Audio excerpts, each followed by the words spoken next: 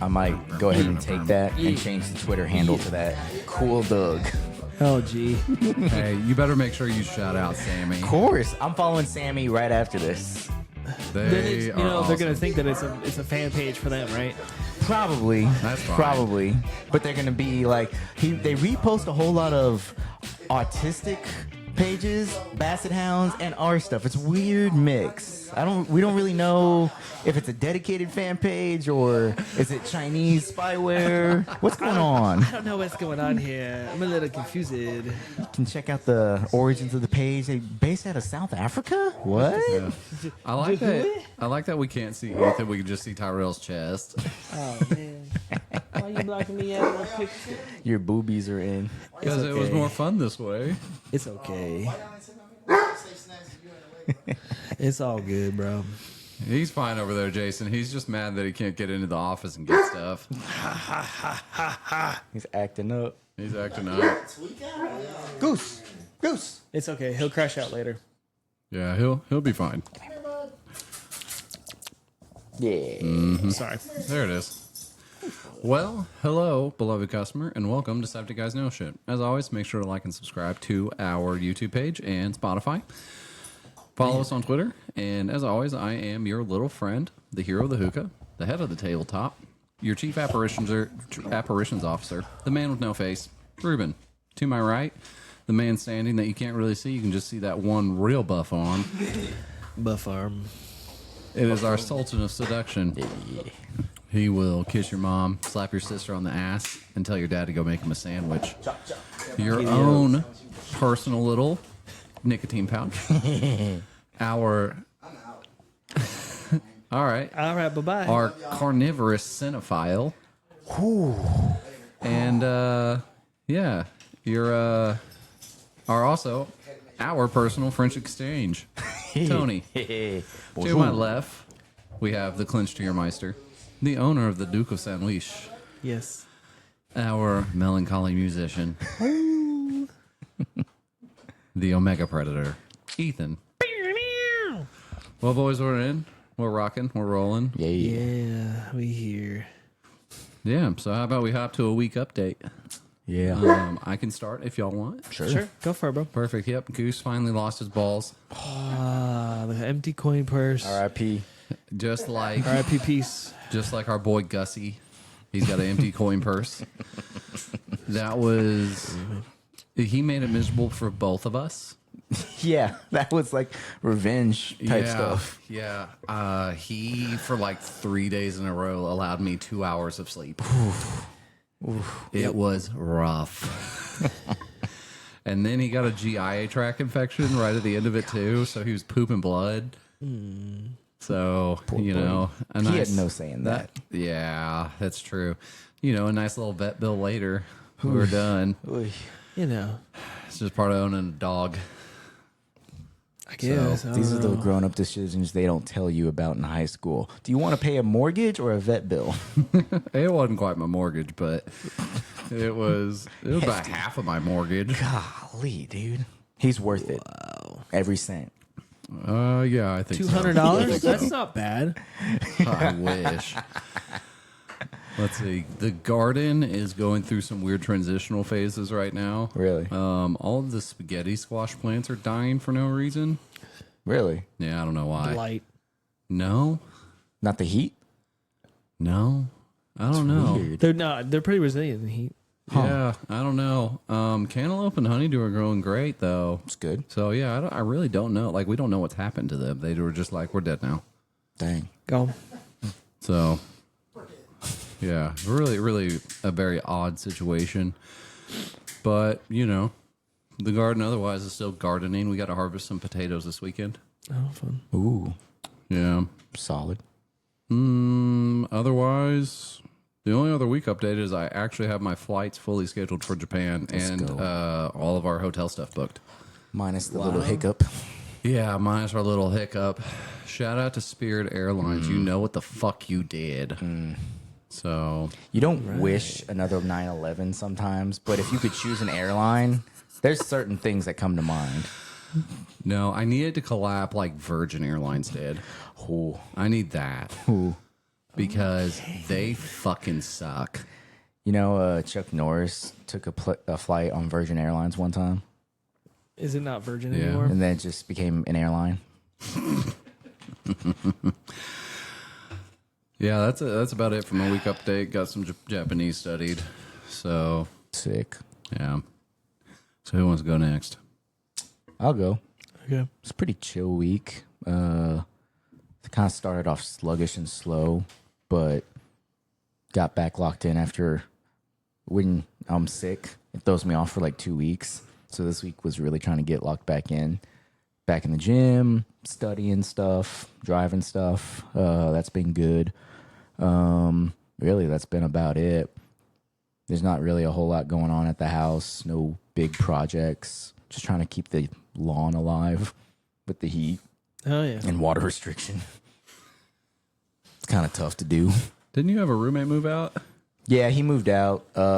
So it's like really quiet at the house now, Yeah. but noticeably less messy. So, I mean, if you got to look at the You don't pros have and to cons. worry about bread anymore, right? No other roommate. Bread is still a factor. So, I was gonna say you can leave all the crumbs out you want, bro. you know how sometimes you just revisit things that you don't normally eat?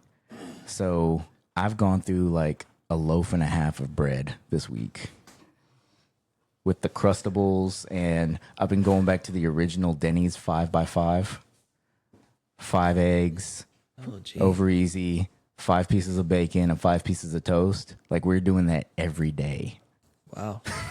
So I've been going through bread like crazy. So you're bulking. I'm trying to bulk. I'm reverse gym broing. Everyone's trying to cut right now. I'm trying to get chunky. You're preparing for the winter so that you can cut in the winter. I'm trying to do what we were talking about on the Omega episode. I'm trying to hibernate. Oh yeah, brother. Just come out felt as fuck. Yeah. Gotta look good. So that's Gotta about feel it. good. You know, just chilling. Nice. Been a good week. Yeah. Been chill. Not a whole lot. Kids kidding, you know. You had So a proud gross. dad moment this week. I did, yeah. Got him to. He'd been giving us some trouble eating dinner during dinner time. Because it's like, we'll eat at like 6 o'clock, 6:30, something like that. And then he'll eat half of what we put on the plate. So then 4 hours later, close to bedtime, he's like, I'm still hungry. I'm like, no. The kitchen's closed, bro. Yep. I'm sorry. Dinner was at dinner time. That's when you're supposed to eat. So to try to maybe change some things up or whatever, we went out to eat, got some tacos and stuff. Nice. And I specifically ordered 2 soft tacos with just meat and cheese. Yeah. We got crunchy taco with meat and cheese. What did he do? He ate the whole thing and Nice. asked for 2 more. Nice. So what did we do? We bought 2 more. And he It's like- ate 3 of them? He ate 3 of them basically. Dang, dude. It's like, holy moly. Guy's So, munching. beat my expectations. Way to go, bro. Maybe that was the secret the whole time. You just needed crunchy. You know, I have come to this point now that I am not gonna worry about it anymore. That's the way Okay, to you go. didn't eat. Cool. Kitchen's closed. Sorry, dude. Whatever. Quit your whining. It's hard to do as a parent, especially Yeah, but off you the have jump. to. I think all parents have to get to that point. They have to say, no, I'm not going to toe the line. This is it. This is the line. Yeah, The door's shut. yeah, Deal with it. that's fair. Because you're setting that boundary. Mm-hmm. Because if you don't set that boundary, then you're going to get walked all over. Yep. Yeah. No, it's tough to toe the line, but when they know that that's established, then they'll follow order. Yeah. Yeah. And now, and then this weekend I'm fencing again. So that'll be good. Hey, Just got a bunch of concrete delivered. nice. Got your rapier sharpened. I do. I'm working on a new technique where you're parrying and attacking all at the same time. Like the Daffy Duck with the buck and a quarterstaff. Yes. I feel like OG Yeah. was really in tune with his Latin side. That might have been a contributing factor as to why he was munching the crunchy tacos. So that's the funny thing. Like, he's never had a crunchy taco. Ever. So this was Ever. the first exposure. First exposure. You And just we've blew been his to world. this said restaurant before, Yeah. and it was fine. Yeah. I mean, he didn't really eat because he doesn't do well. He hadn't been doing well at going to new places Sure. and eating Yeah. because it's just distraction. I mean, there's lots of bright colors. There's stuff going on. There's Music's people talking. loud. Music's loud. The whole nine. No one speaks English. I mean, It's like, what the yeah, hell? there's a lot of white folk at this restaurant, It's quite the mix. especially on a Taco Tuesday. Taco Tuesday at that place does kind of rule. I will say though, for $25, for $28 for the amount of food that we got, fantastic. That's not bad, No, not bad at all. but I bet it's popping. It was popping. Yeah, it was popping, and we hit it right at almost at the peak of prime time for dinner. Yeah. So we got in right before all the crazy people were there, and then left right as more crazy was coming. Mm-hmm. It was perfect. I had a friend tell me about an experience. They had another really good taco spot here in town. Yeah. I can tell you where it is afterwards because it's like my favorite taco spot in town. It's right off of the middle of the city. Yeah. Yeah. Is it over close to where I am? Kind of. Okay. Kind of. But they went there for the first time, and I've been telling them that they need to go try this spot out because it's like my favorite spot. Great ambience, great menu and drinks and everything. So they went, and she's eating her food, and then after she finishes everything, she realizes, because it came with lime, she didn't put lime on the tacos. It was like a street taco thing. But she realized one of the limes was used. Like, you know when you shoot tequila and you like chew the lime? Yeah. That was what was on the plate. And she realized after the fact that someone had put a chewed up lime on the plate. I was like, oh, snap. That sucks. That's classic. It's worse to realize you did that happened after you finished everything. I was like, I mean, that's a pretty like big spitting in flaw. somebody's food. Yeah. That's kind the of. equivalent of spitting in somebody's food. Yeah. You get somebody else's used lime from their shot of tequila. Yeah, okay. Luckily, she didn't like eat it or, put it on the food, but it's in the vicinity. Like it's on my plate. It's still a enough. big deal. Take some vitamin D. Ooh, yeah. Yeah. Crazy. Vitamin D for deported. I didn't even mean that, but okay. We're here. Mark it. Sorry, Rube. There's just not even any need to mark it. Yeah, you know what's up. You know what's going on. But yeah, I mean, other than that, I'm curious as to how this fencing work is going to go because we're putting in a rolling portion, like a rolling gate kind of thing. Ooh. And he has like the landlord has a really long track. I'm just curious what he wants to do with it because it's like a 20-foot, maybe 20, 30-foot track or something like that. I don't remember exactly. So I just don't know where it's going. Yeah. He's described how he wants to do it, and I understood, but then I'm like, wait, how are we doing this again? How is that concept going to work? Yeah. That would be interesting. Yeah, and we have a lot of concrete. Yeah, sure. So other than that, it's going to be a busy weekend. Do you think you're going to be able to get it all done tomorrow? Thanks. I think I'm going to have a good portion of it that we'll be able to get done. I don't know if all of it will be in. CJ. Hey, we'll see, Jay. I think there's going to be about 75 to 80% of it that will get done. Okay. We're going to get all the digging done because it's still pretty moist soil, pretty soft. We'll definitely get all of the concrete underneath the pavers and the pavers on top and probably mix them up and set posts because he wants to do posts as well. So Yeah. I think we'll get all of that done. Nice. Productive. I think so. That'll be good. Other than that, I really need to get back to playing guitar. Has it been a while? Well, it's like I'll play one day before Sunday, And I'd like to up that to like 2 to 3 days before Sunday, Yeah. just because it's enjoyable. Yeah. It's like a wind down / hobby, Yeah. enjoyable hobby for me. So I just miss it. I'm feeling it. I'm in my feels right now. I don't know what's going on. Get it all out, man. Jesus in control. I don't know what's going on.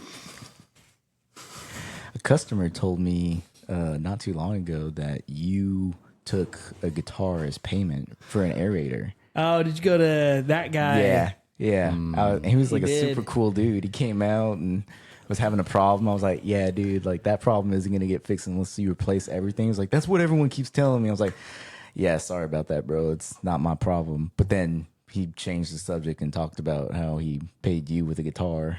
He paid Teddy with a guitar, yeah. That's legit. Yeah. It was one of the coolest things. I'm there and we're talking about it. And it's this product. It's an aerator that we're putting on. And he comes out and I know that like the conversation started like this. We're like, yeah, you need a new aerator. Okay, cool. Yeah, how much is it going to cost? X. Okay. Yeah, go ahead and do it. So we start doing it and he comes out and I noticed his shirt. His shirt had this like cheese wedge and a mouse on it, a rat. And it was like a type of, and like it was a company. And we go, wait, what is that? He goes, oh, this is my buddy's pick company. His buddy makes specific style of picks and a certain type of plastic. Mm-hmm. And he gave us a few as we're doing the job or whatever. And we start talking to him about stuff and he starts bringing out these old style guitars. Like he's bringing out 1958 and 1957 model reissue Gibson Les Pauls. Dude. Now, if anybody knows about Gibson Les Pauls and the R8s and the R7s, you're spending lots of money on these things. You can spend up to, I mean, you're looking at 10 G's on guitars. Yeah. And he brings them out and he's showing them to us while we're doing this aerator repair. And then all of a sudden, you know, he takes them back inside and we're finishing up. And Teddy goes, do you think he would barter? And I go, What? what do you mean? He goes, well, I mean, We can do that? I can do that He can do it. because it's my business. course. But he's probably got a bunch of guitars. He's showing all this stuff. I wonder what he's got. And I go, it doesn't hurt to ask. So we start talking to the guy. He's like, oh, yeah, hey, come on inside. And you walk into this guy's house, and right to the right, first off, the first thing you see is this massive aquarium. Oh, I'm sick. talking like almost floor to ceiling aquarium Dude. with fish and the whole nine. And then you turn to the right and you see a wall of guitars all the way around and a wall of amps all the way around. Ooh.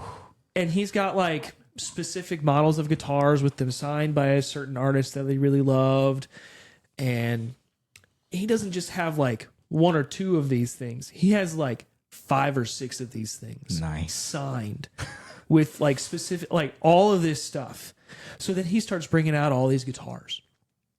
And I kid you not, he probably bought out like 50 guitars while we're there. We're spending more time than we need to at this guy's house. He brings out these 50 guitars. We're just looking through them, and it's like model after model after model after model. And he's like, yeah, I converted my garage to put AC in it so I could store all the guitars that I own. No He way. has like 300 guitars that he owns. What the hell? And on the wall, he had some specific models that he really loved. And there was a pair of Schecter T-style, which is a Telecaster styled body. So Telecaster is one of the oldest styles of guitars that was put out. It's a hard bot. It's a solid body with a through cavity for your strings, 2 pickups, and probably 24, maybe 24 and a quarter inch scale guitar. And Schecter makes a more metal styled guitar. Yeah. And there was a model that they had made that was this tiger maple wood with a really nice pearl alloy inlay around the binding of the guitar with some really nice gold hardware, really nice gold looking pickups, that kind of thing. And Teddy picks it up and goes, man, I really like this guitar. This is really pretty. And the guy's like, yeah, I could, you want to trade for that? And Teddy's like, yeah, sure. Let's do that. Let's do this one. So that's how Teddy got one of his first, was that after he had gotten his acoustics? No, it was before the acoustics, I think. So that was one of his first intros into guitars. So he got a Schecter. He as got a his Schecter first T guitar? style. It's really He already pretty. had the Gretsch. Oh, okay. Oh, that's right. He did have the Gretsch. He already had the Gretsch, and then he got the Schecter, and then he went up to Indiana, and his cousin works at a music shop and also plays like kind of semi-professional bass guitar. Yeah. And he bought some guitars from him. Nice. Yeah. So he's already got a good collection. Oh yeah, yeah. Oh my god. Yeah. Well, I guess technically he already had two acoustics because he had found them at garage sales. That's right. He had picked up that parlor guitar, and he had gotten another parlor style guitar from a customer because the customer was trying to get rid of it, and Teddy did a bunch of work to it and fixed it up. Yeah. Nice. That's legit. Yeah, but that guy's really cool. Now he switched over from guitars to buying specific style of amps. Okay. I don't know if you talked with him about it at all. No, because You I'm would not have been music very guy. overwhelmed. Yeah, I'm not music guy. Like he didn't go deep into all of what he had. He just kind of told me that story. I was like, oh, that's really cool, and Yeah. seems like a super cool guy. But I would be in the weeds if he started getting technical. And I'm pretty quick to tell somebody like, dude, this sounds like so awesome, and I'll listen. Yeah. But just know I'm lost. So Yeah, I have no idea what's you're going gonna on. have to explain to me how technical and awesome that this is, because I'm a minnow in a lake. Like I'm lost. Yeah. That's No, legit. it was a pretty cool transaction. It was the first time that I'd ever seen somebody barter an actual service for some sort of a product like that. If I had my own business, I would take payment in Uncrustables. Man, that's really low. And I didn't say how many. Not a. It wasn't Oh, singular. I get what you're saying. I It's get what you're like, saying. hey, buy me Uncrustables for a year. Yeah. Put me on your grocery bill. I'm gonna run it up. Right. There was a while. So we work for a guy who owns a car dealership. Yeah. And there for a while, he would, like, we were out there every other week replacing sprinkler heads because he kept running them over. Oh, And yeah. I joked about offering him the deal that he gets free sprinkler heads for the rest of the time he owns that home, as long as he gives us a Ford Raptor. Oh yeah, The office didn't like that, so we didn't do it. man. That And would be that's a good deal. that would be a baller move to be the only guy in the fleet with a Raptor. Oh, I wouldn't have driven it. Oh, that'd be so fun. We would have had to give it to Jason. Well, yeah. Yeah. And I we know that would have. Jason wasn't working here at the time. No, God, no. They This just was had like to save it. 7-8 years ago. Well, we were still working for them whenever I started. Well, we still work for them, yeah. Oh, I didn't know we still did. I thought they were done. No. Either way. We still work for them, but they quit breaking sprinkler heads. Yes, they have. They have. Or if they're breaking them, they have someone else that replaces them now. Yeah. He realizes like we need to stop doing this, or I need to at least replace them because I can't be spending so much money to replace one head or multiple heads every other week. Yeah, it was always like 3 at a time. Good grief. You know, one episode, maybe one Patreon. God, I almost lost the word. I almost said something different, and that would have been bad. OnlyFans. One Well- Patreon episode, we need to do a real IRL stories of Ooh, experiences yeah. that we've had with IRL customers. Yeah. Sure. And let it just be like we're not going to say their specific names or anything, but we're just going to talk about the experience of what happened. Highest subscriber. Because you have a couple of them specifically with said customer. Which one are you thinking of? Same guy. Me Oh. and you. Yeah. That was a weird day. It was a funny day. It was a very funny day. Yeah, there's some good ones in there. Yeah. Y'all have more of those. Well, you just haven't been here long enough. Yeah, exactly. I've got a couple, but y'all have got the good ones. I really don't have a lot of them. I'm not going to be honest. I'll be honest with you. I don't. He has more than I do. Sure. Hey, the most fun recent one was about a year ago when I went into a customer's home to fix their computer so they could online gamble. Oh, that's awesome. Yeah. Helping the community out. I was working with the King of Judah that day, and he Oh, man. He was so confused. he was so confused. That boy. She was like, I can't play my internet poker. And I was like, I'll come look at it. I'll help you out. I like that customer, though. She's funny. She's super funny. And I was like, damn, you got a lot of mail on your island. She was like, yeah. I dumped a car in a parking lot, and I ain't coming and getting it back. I was Hey, like, what? I like that you stand on principle, lady. She's like, Hey, that yeah, car. 10 toes on the ground. That's She's right. like, they can keep that car. Okay. When your parking bill is more expensive than what your car is worth, like Right. you're coming out even. No, yeah. Yeah. Especially if, yeah.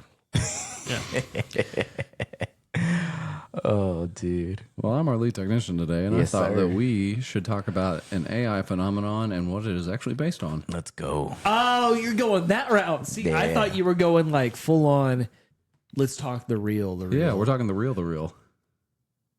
The AI phenomenon is based on it. And we're going to talk what it's actually based on. Okay. But See, an honorable mention I to AI underst- Sasquatch. I understood it as Oh, we're going to talk about AI? just the AI, No. the AI inception of Sasquatch. I figured you had that handled. Oh man, I love it. Yeah, we're talking about Sam Squanch today. Dude, Yeah. AI Sasquatch is one of my favorite things to watch right now. It's the best. Now, granted, I'm not watching the full-on blogs just yet. I've watched one and I was hooked.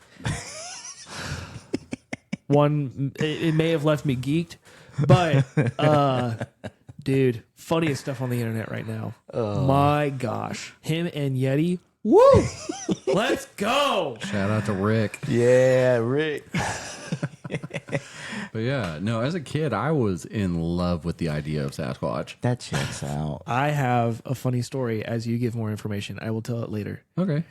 So yeah, so one of the, I think, so I am a tepid believer in Sam Squanch because, and this is the only reason, is that before you have the European invasion of America, before any of that happens, the Native American people were already experiencing this with Sam Squanch. Then the Europeans get here and start having the same effing experiences. And so you have that coupled with the fact that basically along the Pacific coast, here and other ways, on the other side of the Pacific, you have these same legends happening. So like Australia has a Bigfoot called the Yowie. Yeah. Indonesia's got a Bigfoot called the Orang Pendek. You Okay. obviously have the abominable snowman Yeti. And then you have Sam Squanch. And there's some others mixed in. And so as a kid, if I was watching Animal Planet and there was a Bigfoot show, I was locked in. So Bigfoot really gains his fame and enters the American zeitgeist in around like 1880. Okay, what was going on around 1880? Post-Civil War. Your post-Civil War, you start having big newspapers being printed. Oh, Major okay. railroads are, Yep. they're- finishing up. Yep. And you start having the Wild West and the Migration West. The Manifest Destiny. Yes. You're manifesting your destiny, and you have this situation happening where people are heading west, and all of a sudden they are running into Bigfoot. Doop, doop, Just like all the effing time. So, a real interesting thing that happened is like in about the early 1900s, you actually have the first major printed story of Bigfoot Really? from Teddy Roosevelt himself, No way. Dude, Yes. way to go, Theo. where he was retelling a story that he had heard from a trapper whenever he was attempting to be a cattle rancher in North Dakota. North Dakota. He put in this book and he put in this man's story of this man going to go trap beavers in this place where it was this little hollow that everyone was like, you do not go there. Bad things happen. this guy and his buddy, they go trapping. And they set a bunch of traps, and they can see signs of game everywhere, but they're like not trapping shit. Yeah. And the whole time they're there, they can they feel like something's watching them. At one point, they wake up in the middle of the night because they built a little lean-to, and it was in the lean-to, just in the door, looking at them. Shoot. So they fire a rifle at it, miss, and so they go to clean up all their traps. And up to that point, the two trappers had decided, like, we will not be separate from one another. And so then at that point, they separate to go grab these traps. Guy goes to get his traps at the pond, actually gets some beavers, prepares them, comes back to the campsite, finds his buddy dead. Something like had how, like- snuck up on him, Oh man. broke his neck, and then bit his neck. Oh, jeez. And then basically did a victory dance around him and then sprinted off whenever he got to the camp. Holy cow. So obviously he hightails out. Well, Teddy Roosevelt puts that in the book, and then everyone is like, oh shit. Yeah. Bigfoot. So you know what's funny? So there's a TV show that the wife and I have watched all the way through multiple times now, called Psych. Yeah. They have an episode. Now, Psych, little known fact about Psych, is they have a lot of 80s references. Granted, 1980s references. Yeah. But they throw in a bunch of stuff, and like almost every episode has like 10 to 15 references to old 1980s movies. Yeah. Sometimes to the 70s. And they did an episode on Bigfoot. Hell yeah. And there was a moment in the show where the group separates. One group goes one way, another group goes another way, and they all end up coming back, and one of them was dead and was bit in the neck. Wow. Dang. I bet they They pulled did their homework. They totally did their homework, man. Nice. I like that. I like Yeah. that. Dude, wink. I was like, oh, there's no way. There's no way. Yeah. Yeah, they did their homework. So that's like the very first time that you see That's hilarious. Bigfoot really enter into the public consciousness, because right after that book release, TR becomes president of the United States. Right. You know, and then does all the conservation work that he did. And Yeah. as we move forward, we then toward the mid 1950s or so, we start to have the advent of cameras really becoming popular, especially camcorders and those kinds of things. Yep. And so you actually have one of the most scrutinized challenges, one of the most scrutinized pieces of film ever recorded in 1967. Yep. The Patterson-Gimlin footage. Mm-hmm. Now, Patterson-Gimlin. yes. As a person who recorded it. The two people. Okay. Now here's the thing: they were making a Bigfoot docudrama, Yeah, and they just happen to claim that they stumble upon a Bigfoot and record a film of it. That film is a topic of very heavy debate, whether it's not just a guy in a suit. It's awesome though. which is where the commercials for is it Slim Jim? No, Beef Jack, jerky. Beef jerky. Jack Links. Jack Link's Big Jerky. That's one of their big plays. Was that Bigfoot is not in a suit? He's real. He's Yes. Jack Link's. Yes. So there's a lot of debate on that particular footage. Yeah. They did make some really strange choices if it is a man in a suit. Like, I don't know why they decided it was a female Bigfoot.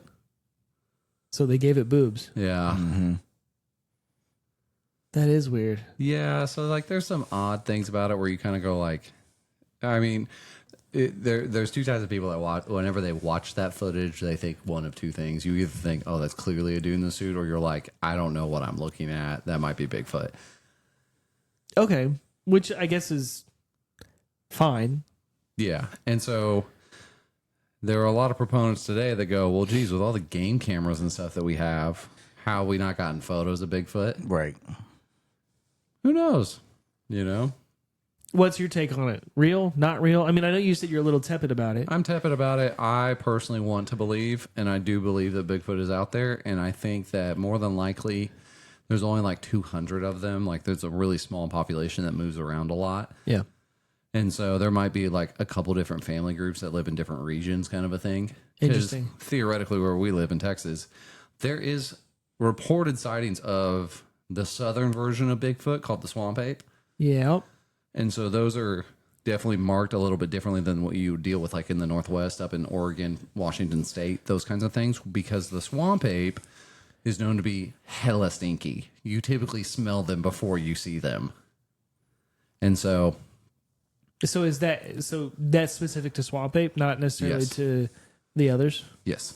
Yeah, that's Interesting. specific to the swamp ape. Most of the sightings happen down in Florida. Now there is a lake in Texas. Classic. Yeah.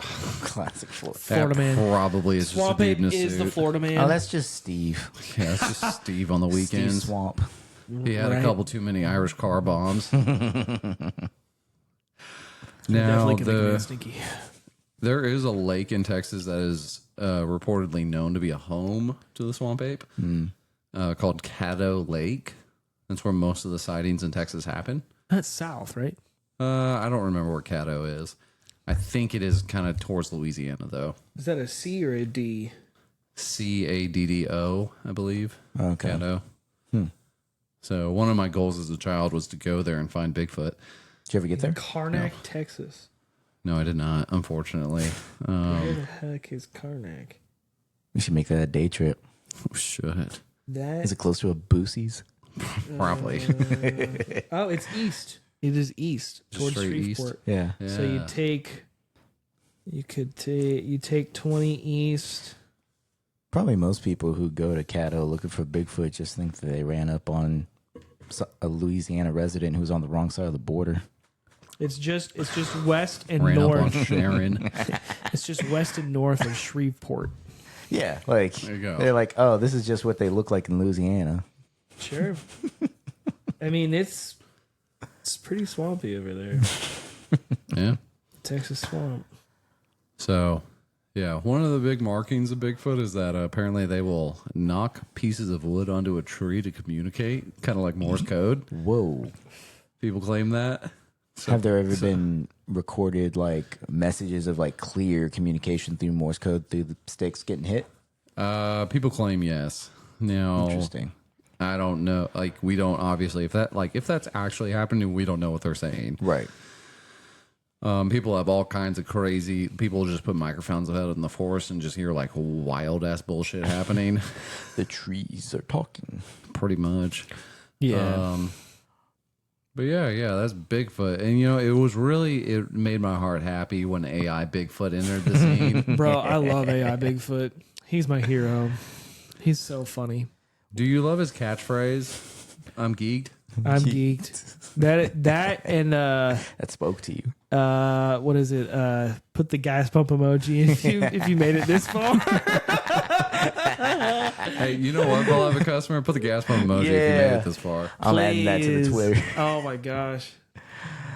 Oh. Okay, funny story time. Okay. So I think Septic.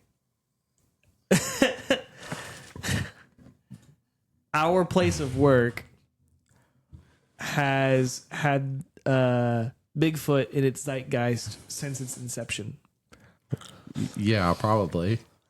And specifically, I remember around like month 4, maybe 5 of me working here. We had finished everything early and we sat in the back office and we watched a Bigfoot documentary. Hell yeah. Are you serious? Not lying, dude. Nice. It was like an hour and a half long. We're all sitting there. I don't remember which one it was. Was one. Terry involved? Terry was involved. Did it have the footage from the 60s? It was probably Survivor Man hunting Bigfoot.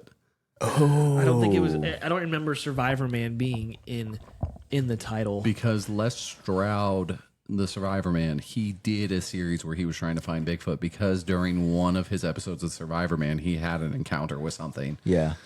What was the other? I felt like it was the documentary that he had like a DVD of. Because it was an older computer that we were watching it on, and I thought it was a DVD. Ooh, geez. I don't think he has any. It was Bigfoot. more documentary than it was anything with Survivor Man, from what I remember. Well, Survivor Man was kind of filmed like a documentary. That's why I Okay. think it was that. I don't think he's got any Bigfoot documentary DVDs. Well, if it wasn't a DVD, he said there was two options that we could watch. We could watch this one, or we could watch the one that we watched. Nice. Yeah, that's hard to say. I don't know. But our place of work has had the zeitgeist of Bigfoot since inception. It has been present often. I mean, for like the 6 years that I've been here, there have been multiple conversations where Bigfoot has come into play. Yeah. So I don't know if that necessarily means that I'm like for Bigfoot in the event that he's real, but I'm open to the possibility. Yeah. You know, Bigfoot really is the Omega Predator. You're not wrong. Yeah. Dude, he hides Certified everywhere. Omega. He's got, and you know, small tidbit about some of the Omega. I'm creating a list of things that are important for an Omega. Yeah, You have a to. legend about Criteria. you have a legend about yourself. He stayed relevant the He whole is- time. He has stayed relevant the whole time. He has been present Yeah. for 200 years? No, like 140. 140. There we Yeah. go. He hasn't So been doing he this hasn't hit 200 yet, but consistently relevant for 140 years. None of this awesome. falling off like Kanye and dropping an album to stay relevant. Everyone remembers. he has been here. Yep. And he's making a big splash right now with his AI videos. Yeah. Making a huge splash, Exactly. man. I wish he wouldn't do so many drugs. Yeah. What else are you going to do, though, if you're like Well, antisocial and not able to integrate into society for almost 200 years? You get lonely and you want to space travel a little bit. oh yeah. Maybe he's like seeing us go to the moon. He's like, man, that looks like fun. I'm gonna travel on my own. I'm geeked. I'm geek. Let's go. Plus, if he's raiding campsites in Joshua Tree or thereabouts, that he's finding leftover dime bags and stuff and just gonna try whatever. He probably lives in a redwood. Yeah. If he's over there, he lives in a redwood. So hippies are leaving stuff all over the place for him. The thing is, I think he has an ability to be able to travel between states, lickety split, and that's not because he has time travel or he has like the ability to apparate to a different place. I think he's just got that much speed. He's just got that big stride. It's funny you say that. There are people out there that theorize that Bigfoot can apparate. That would be intriguing. He's a remote viewer. Yeah, there's a whole conspiracy theory surrounding that Bigfoot is actually more of a spiritual being than an actual physical being. Dang. And that maybe he's a Nephilim or a descendant of the Nephilim. Yeah. Yeah. He's one of the giants that stayed. He is a descendant of the giants, or that maybe there's another theory out there that Bigfoot's actually an alien. Uh-huh. And so he is in league with the Greys, the little gray aliens that people always claim that abduct them and then do surgeries on them. Yeah. He's the one who's picking them out.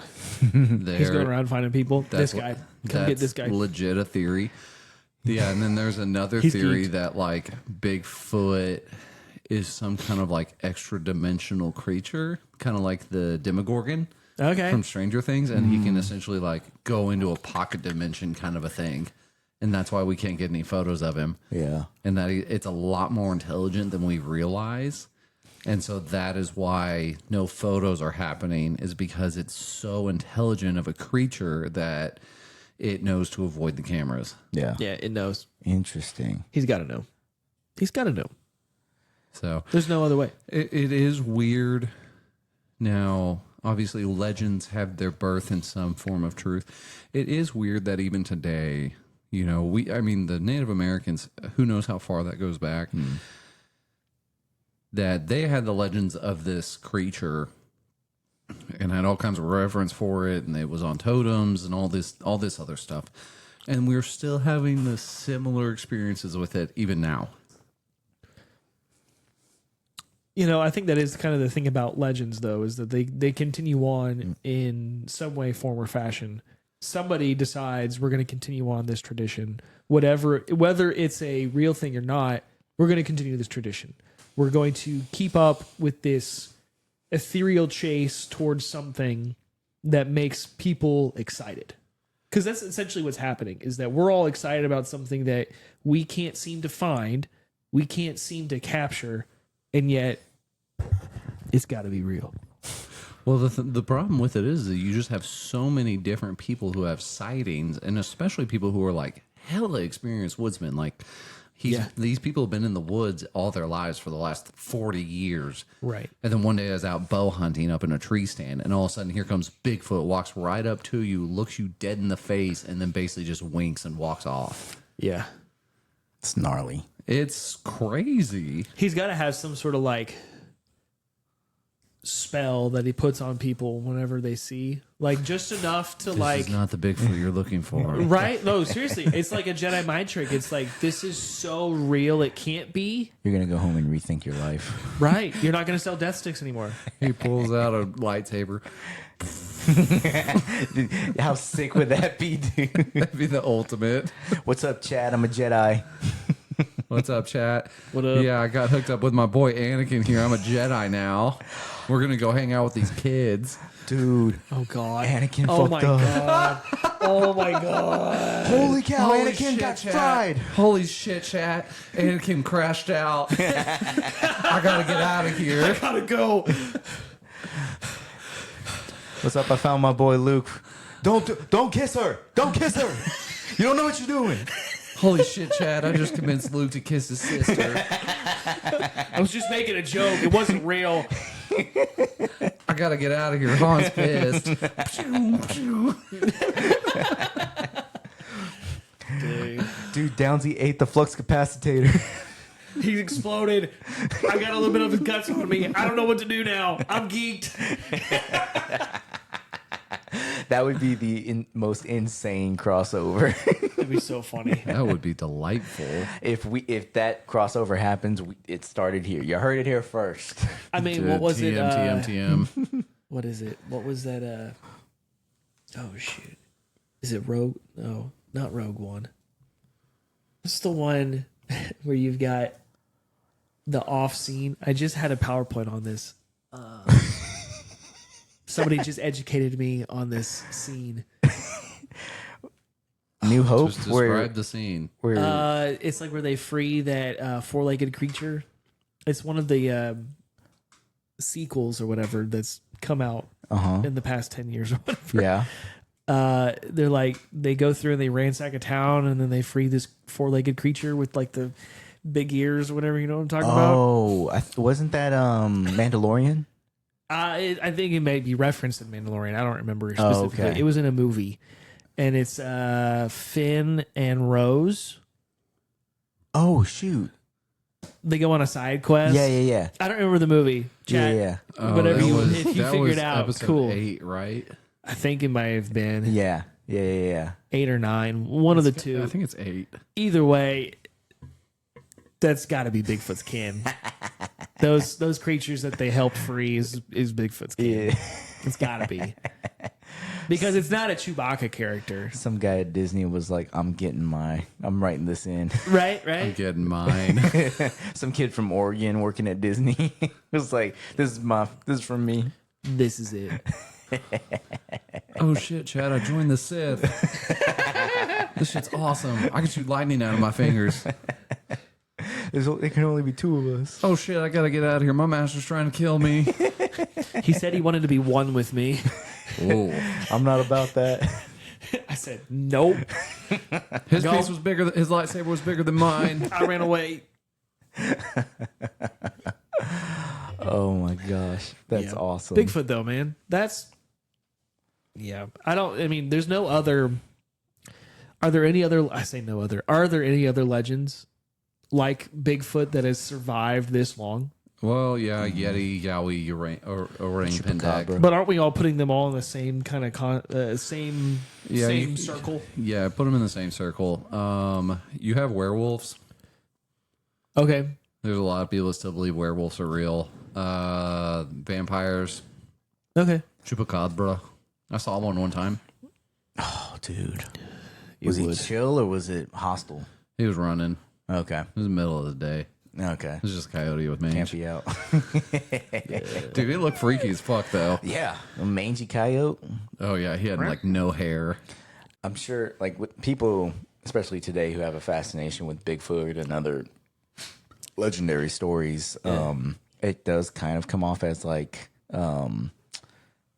a worshipy type thing of this entity. Yeah. But I wonder if there's actually been a legit cult or following of people who like worship Bigfoot, like whether it's the Native Americans or The Native Americans kind of did. they kind of did with Yeah. the totem pole and incorporation. There's- But it makes sense because the culture was we're a part of everything, so we're all kind of in this together. It's giving respect and paying homage because you don't want to piss anybody off. Nope. The last thing you want is Bigfoot getting at the bison.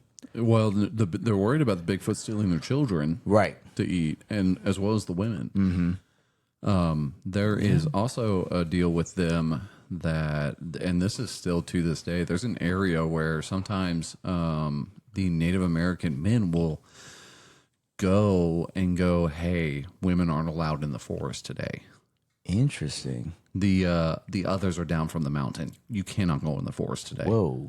Like, that's still a thing. No way. So they Yes. feel the spirit that way. No, they're like, look, the Bigfoots are around. You can't go. Interesting. Like, we can't keep you safe. You cannot go. Nice. Kind of makes me think of Krampus a little bit. It's a little Krampusy. Yes, kind of like Krampus. But Krampus has this deal where he only comes out during a certain time of the year. Right. Yeah, you don't know what Bigfoot. Yeah. Right, and It could that's- be any day. It's like, hey, can't go today. Yeah. Yeah, and there's a whole nother episode on the missing 411 stuff. But so basically, people just disappear in our national parks, Yeah. and some of the circumstances are pretty bizarre. And one of the reoccurring things that happens whenever they actually find these people who are just in places there's no way they should be, right? Sometimes they'll find them, especially children. They'll be like, yeah, I got lost in this fog and the big hairy people helped me. I've heard that. Heard accounts of people saying that, but it doesn't make sense. Like, big furry person, big hairy person help you out. And you're like, who were they? And they just go, well, they didn't talk to me. They just fed me these berries and then brought me here, and then y'all found me. Right. Who knows, right? Could just be a Yeah. kid's delusions. Which Is would, there like any like psychosis thing? You know how you get like Stockholm syndrome when you've been captured for a while. Is there a same kind of thing that happens whenever you're in the forest for too long because you're? Let's be real. You start hallucinating Bigfoot. Well, let's be real though. I don't think I could really find north, south, east, and west after about 6, maybe 10 hours in the forest by myself. Mm-hmm. Even though I understand that the sun rises in the east and sets in the west, there's going to be a moment where my brain is going to tell me, yeah, right. No, it doesn't. You're wrong. you're flipping out. Right. Yeah, you're And panicking. I You're think geeked. every human is going to get to that point where they are freaking out so much that they won't be able to understand their direction. Sure. So in some way, you're going into some sort of psychosis about what's going on. Mm-hmm. And sure, maybe you're hallucinating. Maybe you're not. But It's mostly children that have this experience. So Right. hard to know, man. It's really, really hard to know. It's interesting because there are encounters or accounts of encounters, not just with Bigfoot, but whatever entity that interacts with a child, somehow the entity acts in a non-hostile way, like it's helping.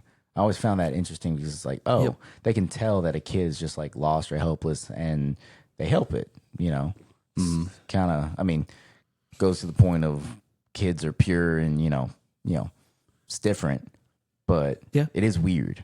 yeah, it's almost like they can tell your intentions if they find an adult. Right. You're not supposed to be here. You're trying to get pictures. Right? Yeah. Bigfoot, and also, I mean, Bigfoot now is a big tourist attraction. There's an entire town in Michigan that, like, their whole thing is Bigfoot. No way. Yeah. There's a whole all gas, no brakes episode on it. It's my favorite. gonna add that to the list. Shout out to All Gas No Brakes. I miss you, buddy. It's been a minute. Yeah, you know, Bigfoot though, I mean, it's a topic near and dear to my heart because like I so badly want it to be real. Sure. I so badly want him to be real. Why wouldn't you? Yeah, it's just more fun that way. Yeah. Yeah. I feel like if anyone had a chance at having a conversation with Bigfoot, like not a verbal conversation, a telepathic conversation, or just like a physical, like a mental connection, ayahuasca type experience, you would be the guy. Bigfoot wouldn't know what to do. He'd have a press conference after meeting you You and know be like, everything to do. yeah, he'd be like, all right, it's time to make my presence known. I'm ready. This is my interpreter.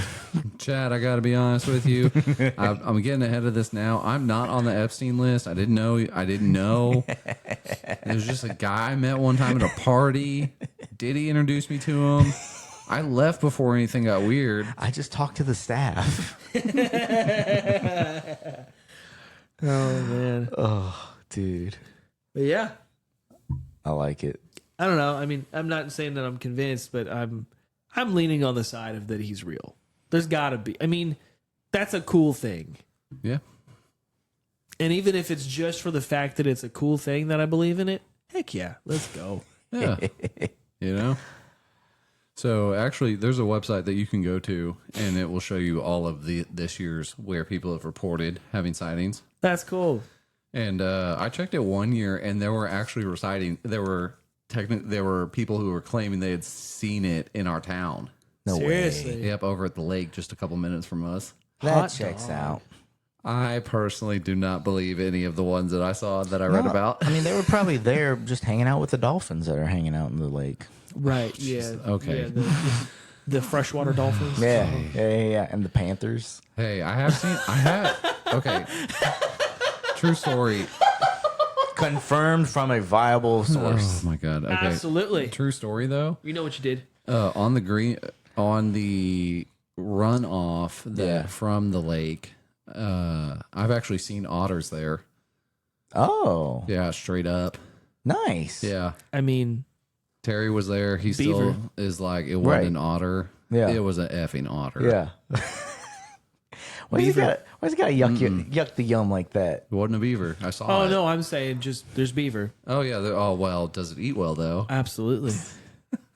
Did I ever tell you about that? Absolutely. No. So Oh, man, I was this out is so pig funny. hunting, and there's a couple like ponds off of the lake in that area that I was hunting. And at one point, I walk over to one of the ponds just to look to see maybe any pigs, and I see like 3 beavers. And so I take a picture. I send it to Ethan, and so I'm like, all right, I'm going to go back about my business, you know, as I'm walking around looking for pigs.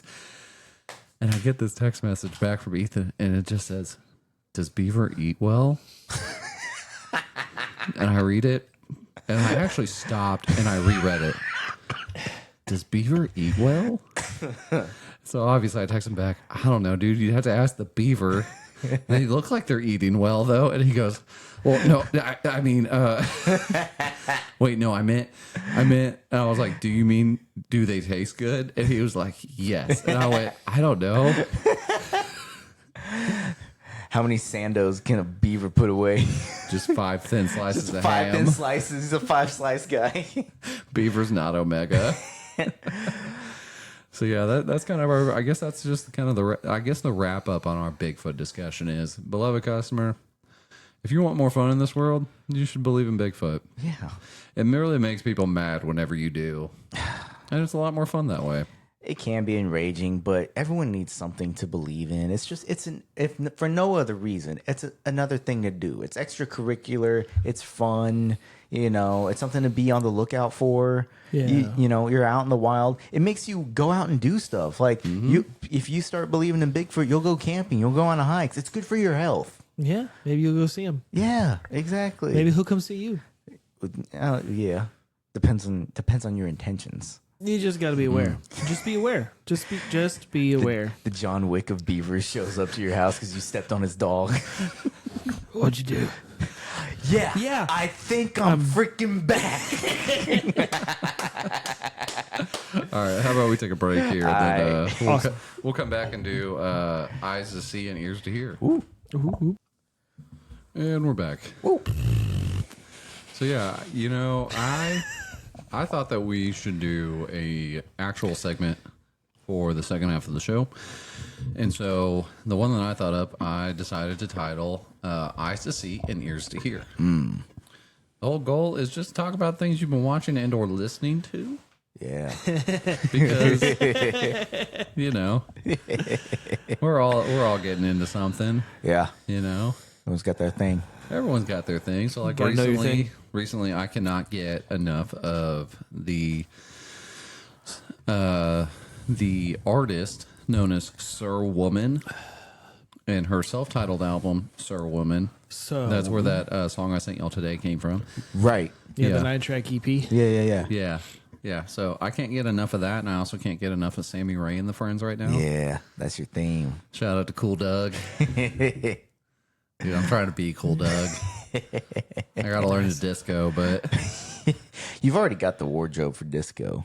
I pretty much have it now. Yeah. Yeah. Oh, yeah. But yeah, I can't get enough of it right now because with Sir Woman, her voice is just so sultry, and I love a female vocalist who has a sultry voice. Yeah. I just do. And then Sammy Ray's stuff is just so fun because it's funk. And it just is like, it's such a delight. So like the album, Something for Everyone, Yeah. where that's where Cool Doug comes from. It really does have something for everyone. Oh, yeah. Ethan, what have you been listening to? All right, boys. Look, here's the problem. I'm in a rut again. Ooh. I haven't been really listening to a lot of new music. So I am a creature of habit. And I am always, more times than not, listening to King Gizzard and the Lizard Wizard. Yes, sir. One of my favorites. Now, which album are you listening to right now? Yeah, what iteration? Man. Because you can't just say King Gizzard. Well, That's not how they work. There's levels. no, you're not wrong. There's levels to the Giz verse. I am probably in the 0.01% of people who listen to Giz, to where I start with their early. So I have a playlist, and it has all of their albums on it, all 27. I guess technically 28 if you want to consider their earliest stuff that they call that they put on their bootleg. Their bootleg profile, which is specifically for the live stuff. I will start at their earliest stuff and I will go all the way through all 27, 28 albums. It takes me 3 days to go through all of it because it's that much music. And right now, typically though, the album that I'm going to a lot is Flight B741. Ooh. It has an airplane on it. It has some pigs on it, and the songs are they hit. Yep. It's the right vibe. It's what I want What about them hits?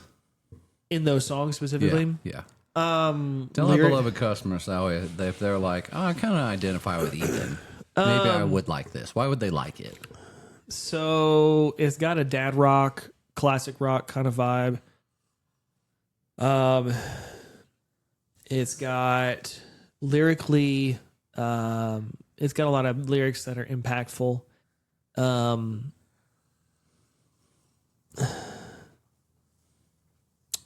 Let's see. Of the 11 songs on that album, my favorites are pulling it up. Hold on. Right? My favorites on there. That is incorrect. The real answer was Colorado Rockies. My favorites on there are Antarctica. It has some funny lines in there, like I'm a polar bear in denial. I can't help but hate the heat. That That is you to a T, sir. It's a funny line. I like it. No, the heat's great. I don't know what It's you're like, talking yo, about. what you talking about, man? No, there's that's crazy. there's I've always liked the heat. There's a song called Raw Feel, and it's talking about how experiences that you have. Hold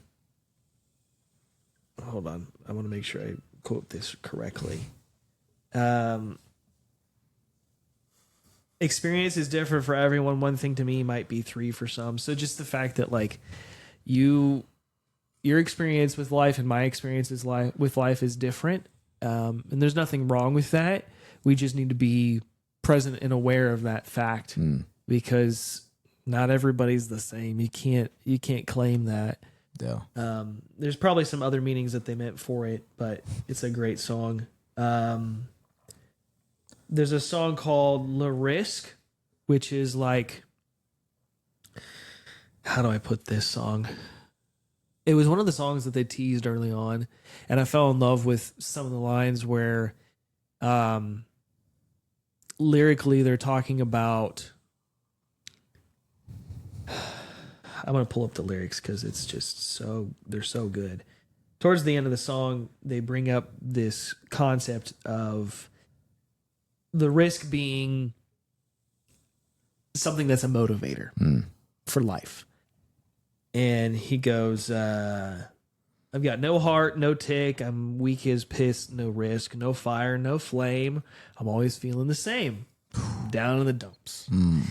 The risk, it sits at the tip of my tiny prick. No style, no ease. I'm a pathetic, forgotten steez.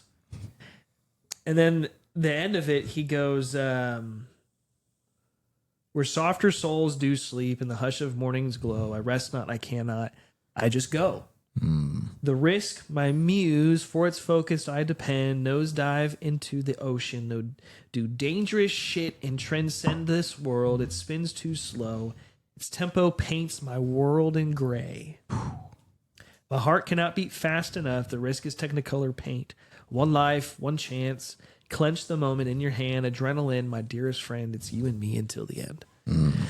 It's a cool vibe. Yeah. It's not like I can't subscribe to that 1000% that that's what I want or that's what I need in my life. But at the time that I first listened to it, I was like, I feel lazy. I feel like I'm missing out. I feel like I'm not doing the things that I want to do or that I'm not paying attention to with family or with friends or with like whatever, you know, and the clench to your meister is real, but I need to let go of the clench. I need to not be the clench. And that was the point of getting on the suppies again and really working on lowering the cortisol and really just being normal. Just let it loose. Just be okay and let change be change and walk through change. And that's the whole thing with Raw Feel too, is like, you got to let experiences be what they are. You're going to experience it one way. That doesn't mean that it's the same for everybody else. You need to learn to walk through change. Yep. And then my favorite of all of them, well, the last three songs go Sad Pilot, Rats in the Sky, and then Daily Blues. And I can't subscribe 100% to what Daily Blues is talking about. But Sad Pilot, I can. And Sad Pilot has some lyrics that I'm like, this is for a time when I was dealing with my stress. This is how I was feeling. The opening lyric goes, I've been to the doctor recently, somewhat recently. I haven't felt safe in my skin. There's an army of torment policing my pain, and it's got me disintegrating. How will it manifest? And from what materials will it be made? I don't know. I don't know. How long can one spend dying before they completely disappear? And then it goes into this plane metaphor where when you get on a plane, you're checking your luggage, right? Or you're checking your bag or whatever. And he goes, got to leave my problems at the jet bridge. I got to leave them there. Can't be carrying heavy luggage. And further on, they repeat that chorus and it goes to saying, he's talking about turmoil going on with your relationships and dealing with, why did it get to this point? I need to not have this pain that I'm having. I need to figure out how to get rid of it or move past it or work through it. My eyelids are twitching from my beer goggles as I'm trying to clear the fog. I got to leave my problems at the jet bridge. Can't be carrying heavy luggage. Leave my problems at the jet bridge or you'll be suffering heavy losses. He talks about psychologists and things like that where they're not really treating you the way that you want to be treated because they're treating you like all the other ones. And it's like, well, if I want to leave my problems at the door, I need to walk through this. I need to figure out how to walk through this. Yeah.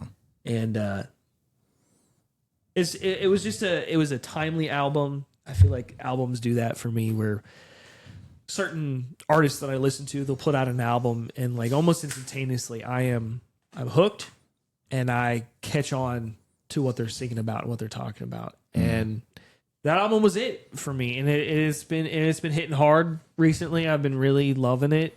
It's easy to sing. There's parts of it where it's fun to play. Like I'm just periodically picking out songs and trying to learn to play them. And they did this album. If you haven't seen the cover, it has a plane on it and it has pigs. Now, classic rock, there was an album by a band called Pink Floyd called Animals. And on the album, they have a plane and they have a pig flying. And they have some other songs, so they're really influenced by Pink Floyd, by Motorhead, by a bunch of other classic rock bands of the time. And Larisk, in the middle of the song, before it gets to this before the pinnacle of the song, there's a riff that's played. And I just found this out the other day. I'm listening to it, and I go and watch this video of Brian May, lead guitarist of Queen, playing Tie Your Mother Down. And there's a moment in the song where he plays this riff and you're just like, oh wait, I know that riff. I've heard that riff before. So I go back to listening to Larisk right at the pinnacle and it's the same exact thing. Dude. And I'm like, that's so cool. Yeah. Sure. King Gizzard, you know what you did. You're a troll. You're such a troll. I'm not going to lie about that. I've been denying it for a long time, but they are trolls and I love it. They're so good. They musically have transcended so many different layers of music. Yeah. They don't just do metal. They don't just do rock. They don't do EDM. They don't do just one style. They are doing it all. And it hits every single time I listen to their music. I love their stuff. Nice. So that's probably the one album that I've been listening to a lot by them. I do need to listen to new music because I am the mellow to your strings and I need to figure out how to do better at learning new music. So, or just listening. I love music. I will love music till the day I die. So sometimes you just find yourself in a spot, whether good or bad, you just resort to what you know because that's what's comfortable. That's a human reaction. And there's not anything wrong with that or better about that. It's just, a brain reaction, which, is good because when we know something is going to get us somewhere, that's what we go to because I know what I'm getting when I feel what I feel when I listen to this or watch this, what I take in, and that's what I want. Instead of dealing with the new discovery mentality of finding something new and letting it lead me to wherever it's trying to take me, I'm feeling something and I want to be somewhere mentally or spiritually or whatever, and I know this is going to set that off for me, so I'm going to go there and feel it and just get it all out. You need those, and it's a good thing to have that. Yeah, before that album, it was Delta Cream by. I did say that a little weird. That's a funny name. By the Black Keys. That's a great album. It's bluesy. It's soulful. Nice. I don't know that one. It's a good album. It has. It's Just the go same down to kinda, Mississippi. You can get that Delta Cream. That Sasquatch cream. I think That skunk egg cream. I'm starting to realize more and more that I am a blues rock, like a big blues rock fan. Yeah. But I love stoner rock / grunge rock. I love it, man. Hell yeah. I'm in. Yeah. I like that. Tony, you been listening to anything? Yeah. This past week was pretty. I'm a very nostalgic personality. Like y'all know this. Oh, and yeah. So some things, some seasons or just events will set it off. I'm like, I go back to what I know or what makes me feel a certain way. It started this week. Like this whole week has been kind of a revisiting and just staying in what I know. And it's fine. Like there's periods where I'm like, I'm not checking anything out new. I'm not in a discovery mode. I'm just in a maintenance and feeling what I feel until I'm ready. So Yeah. it's fine.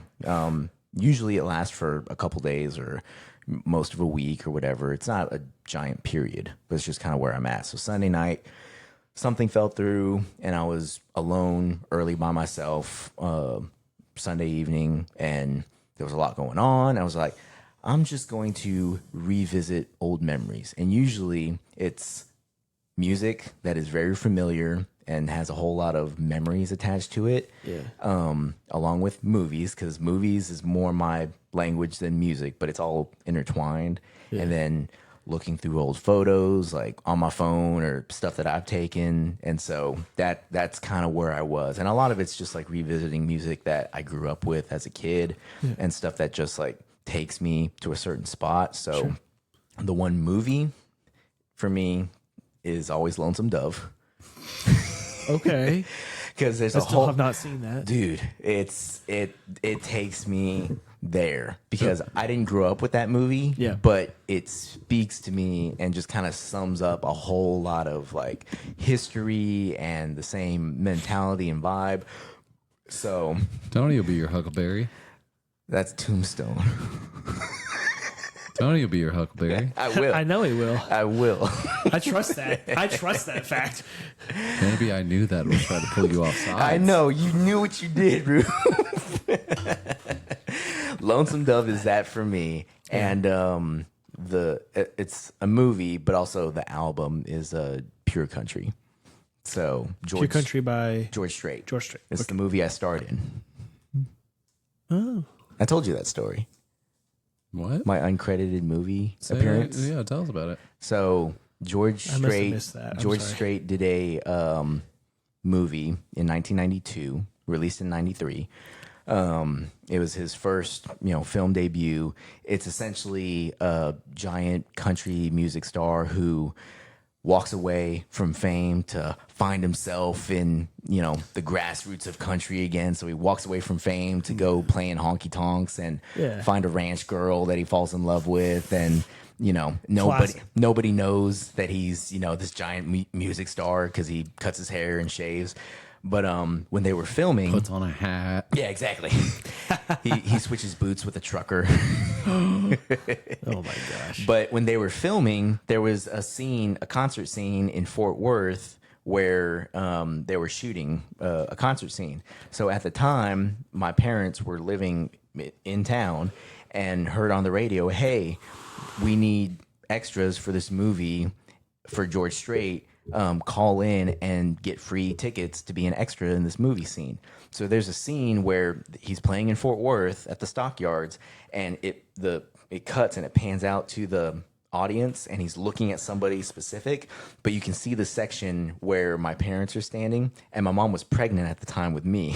Oh, So that's so shoot. technically I was there. Dude. And I grew up with that movie. Like from one of my earliest memories is listening to George Strait and watching that movie. And I know all the songs by heart, and it's a good memory. And That's the best part I think about music is Yeah. that when you can tie it to a life memory yeah, and you know all the songs by heart. yeah, yeah. That is huge. Yep. It speaks volumes. It doesn't even matter if the music is necessarily good. And what I'm saying is objectively. I'm Right. not saying technically. I'm not saying critically. I'm literally saying objectively. If the music is not good, What does it do for you? exactly. And that's the whole. I think that's the whole thing with music, or with movies, or with books, or even in some form podcasting. Yeah, It's something that attaches to the listener. Mm-hmm. It is it's a focal point, it's a spiritual point, it's a character building point.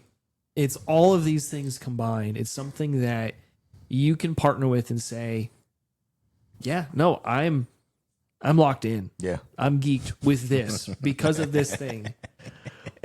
And it works. Yeah. Yeah. You know, there was a band, they are no longer a band, or they do in part sometimes do a band, band things. They're a local band, and I was reading somewhere, I was maybe talking with somebody who knew about the band or whatever. They had gone to one of the local colleges or whatever, and they specifically learned certain chord structures that would invoke emotion. Ooh. And how when you left listening to that song, whether it was live or it was from the recording, you would feel, no matter what, you would feel some sort of emotion. And that was, it's always been intriguing to me. The idea that the music that you play can leave somebody a certain way based off of how you're playing the music. Yeah. And I do think that's something on a slightly different note, but the same. I do think that's something that possibly is missing in Christian music. I didn't mean for us to stumble into this topic, but I think you are right.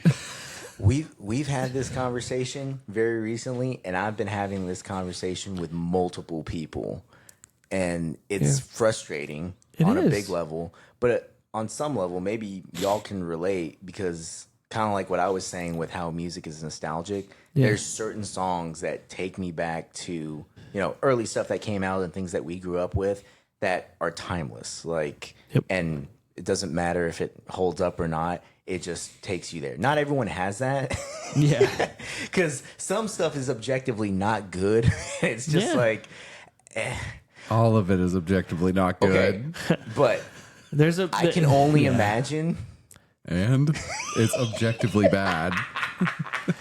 I think that song does play a part in this conversation. In that it's supposed to, the way that it was written, what it's written about and what it's trying to invoke is it's trying to invoke that hope.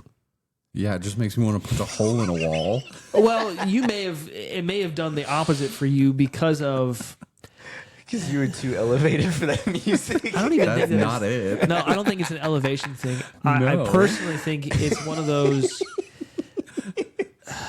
certain personalities are able to, like, I don't have a problem with the end of time. Right.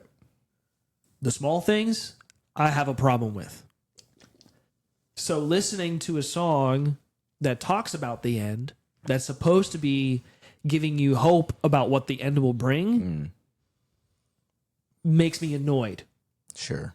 Because I'm already secure in that notion. Right. I'm already secure in that truth. Right. So when I listen to music for the day to day, like some of the stuff I was talking about in the songs that I'm listening to, I'm getting more of an attachment to a day-to-day walkthrough rather than a lot of CCM that I feel like predominantly talks about the end. Which is true. Which is kind of the big subject. Yeah. Of that realm of music. Of that realm of music and, what it's attached to. It's like the whole point is where we're going to. Right. It's the end. There's not a whole lot of day-to-day stuff. Well, I mean, at the end of the day, with Christian contemporary music, the subject matter is not the problem. No. Most of the time, it's not the problem. It's not the quality. It is the quality of the music itself and the fact that we have not progressed past using the same 4 effing chords. Yeah. There's no elaborate. There's a select riffs. few.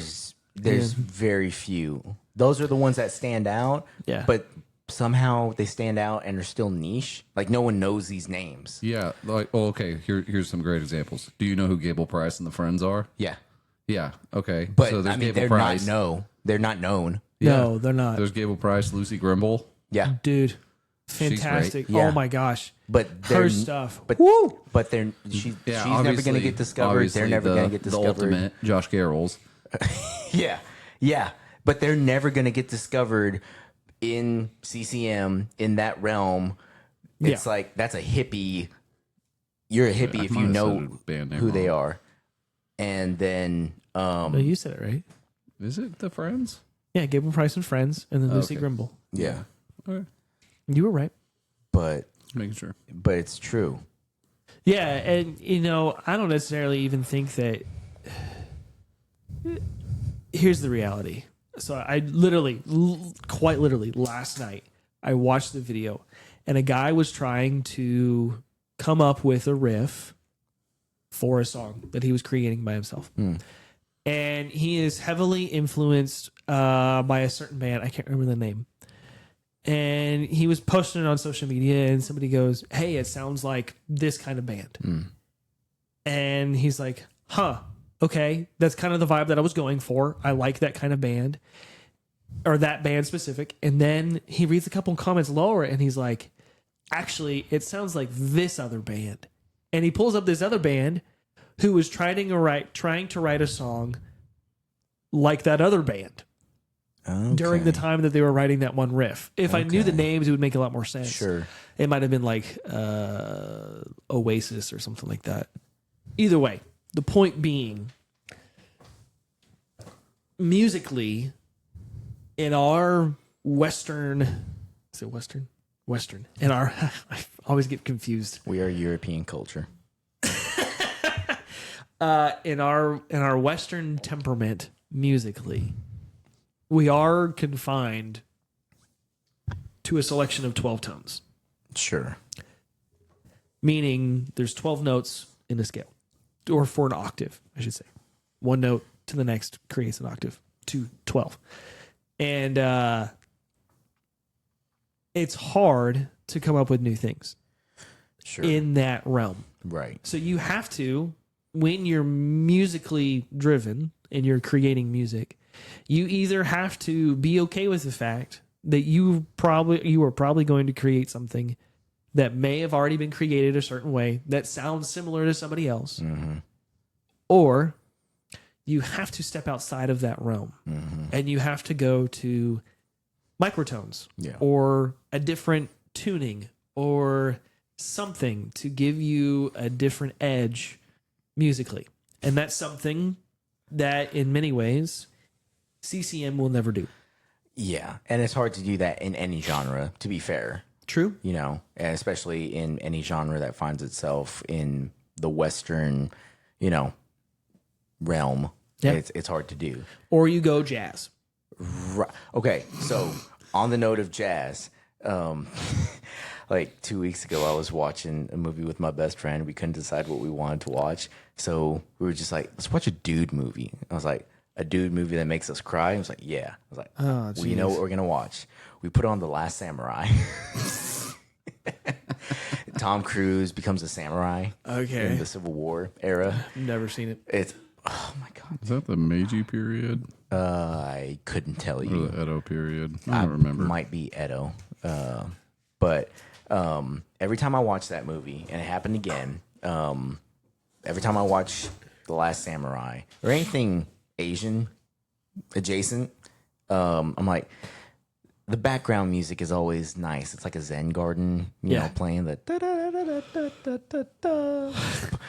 But I like it. Oh, yeah. Whoa. Yeah, he's praying in the temple or whatever. Doing some throat singing. But so we watched the movie, got all the tears out, and then I went home. I was like, it's time to put the Japanese playlist on, and dude, it hits. It's just like it starts out with random stuff, but it's a whole different approach, a whole different scale of what they're using, and you just go with it. It's like trippy, like yeah, I feel like correct me if I'm wrong.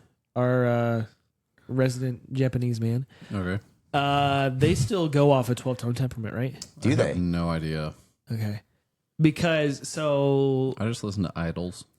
all I Creepy know, Nuts. Creepy nuts. there was Bro, they released that song with Afrobeat in it, and I was like, God damn. I sent it to the chat. It was so I remember good. that one. Dude, so good. Creepy Nuts is ridiculous. They are literally, they're rapping Afro. Yeah, but even if it's on the same scale as what we do, what we do, yeah. it's different. Like the other week when I played that playlist while chess was happening, I was like, dude, I forget how hard this music goes. It takes you somewhere else. Sometimes you just need something different to feel something. You know, it's discovering. They do atypical chord progressions, Right.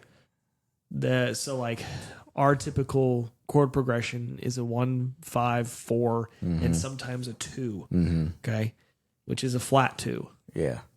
They do like 7, 4, 6, 1, which is really weird. Not many people do that kind of chord progression, But it works. It works. It resolves somehow. It resolves, and it allows for a lot of, I'll just use the word again, atypical fluidity. And it fits when you're in the culture. It fits the culture. It fits the speed of life, the attitude, the mentality, which is crazy to think about how, but you see it all the time, especially people like us who travel and have seen parts of the world. It's like the whole music thing sets up how you approach your daily walk, how you approach walking down the street, because you have this music playing in the background, or it emanates in a culture. Yeah, music used to be a reflection of what society was doing culturally. Yeah. And in many ways, the music that we have today, I would say, specifically in the pop world, it is doing a good job at reflecting that, but it's terrible. Right, which indicates that our culture is terrible. Our culture is trapped, In a big way. Yeah, truthfully, we're stealing our culture. Yeah, our culture is stolen from elsewhere. Yeah, the way that rap has influenced the world.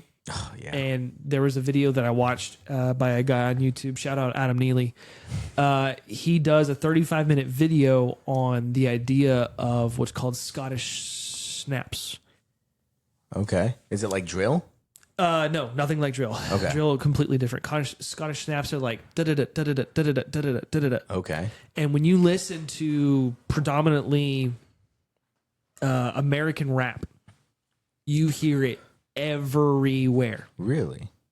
Everywhere. Okay. It's like a triplet, but it's got a space in between that last portion of the triplet. And Scottish snaps used to be a type of dance. Yeah, right. And it was a traditional Scottish dance that they did with taps. Right. And man, it's weird seeing how that, because now you can even see how it affects how we talk. Right. The way that rap has influenced, specifically the Scottish snap, the SS, Scottish snap. Whoa. Oh, jeez, I can't say that, can I? Mark it. The snaps of our style of rapping now has influenced our speech, has created a faster paced society and a faster paced world, at least here.